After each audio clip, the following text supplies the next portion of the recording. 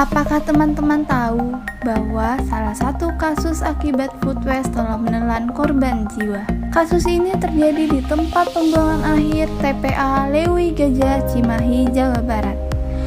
Tepatnya pada tanggal 21 Februari tahun 2005. Korbannya lebih dari 157 warga yang meninggal dunia dalam ledakan gas metana akibat tumpukan sampah. Tanggal itu kemudian diperingati sebagai Hari Peduli Sampah Nasional. Di Indonesia, rata-rata setiap orang membuang setidaknya 300 kg sampah makanan setiap tahunnya, sehingga disebutkan bahwa Indonesia menjadi negara penyumbang sampah makanan terbesar kedua di dunia setelah Arab Saudi.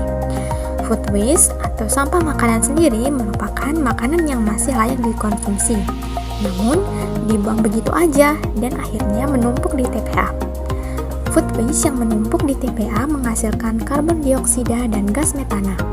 Gas-gas tersebut berpotensi merusak lapisan ozon, di mana lapisan ini berfungsi untuk menjaga kestabilan suhu di bumi.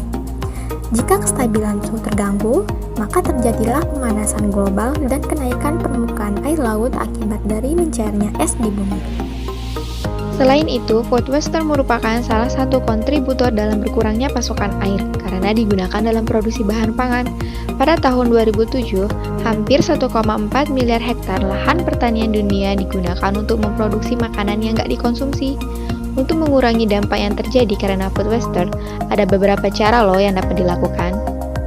Cara yang pertama, ask for smaller portion. Nah, dengan meminta atau mengambil makanan dalam porsi kecil sangat membantu sekali loh, di mana kita bisa memulai kebiasaan dan kesadaran dalam mengambil jumlah makanan yang hendak ditaruh di piring. Dan hindari mengambil makanan berlebihan saat acara. Atau jika kamu ingin memakan sesuatu, ambil makanan secukupnya ya. Jika kurang, bisa ambil lagi. Yang kedua, love your leftovers. Di sini, makanan sisa juga harus diperhatikan dan dilihat ya. Misalnya nih, pada saat membuka kulkas, mungkin ada sisa sayuran 2 hari yang lalu, ayam atau daging sisa semalam. Jangan buru-buru dibuang ya, karena kita bisa mengolahnya kembali menjadi sesuatu yang layak dimakan. Yang ketiga, shop smart. Make sure belanja apa yang dibutuhkan. Jangan belanja sesuai keinginan atau lapar mata ya. Dan sebelum berbelanja, buatlah sebuah perencanaan. Cek terlebih dahulu ada bahan makanan apa saja, dan jika tidak ada, barulah masuk ke dalam list belanjaan. Dan jika membeli makanan, simpanlah dengan cara yang tepat agar bisa mempertahankan kualitasnya. Yang keempat, practice people first in first out. Bijak dalam menyimpan makanan. Posisikan makanan dalam kulkas dengan tepat. Makanan yang baru dibeli diposisikan di belakang makanan yang dibeli sebelumnya, agar makanan yang lebih lama bisa dikonsumsi terlebih dahulu. Namun, perhatikan juga tanggal kadaluarsa pada makanan karena bisa jadi makanan yang baru dibeli perlu dikonsumsi terlebih dahulu. Yang kelima, understand dates on your food. Cek tanggal kadaluarsa pada makanan. Makanan yang udah lewat tanggal kadaluarsa berarti udah nggak aman untuk dikonsumsi lagi ya.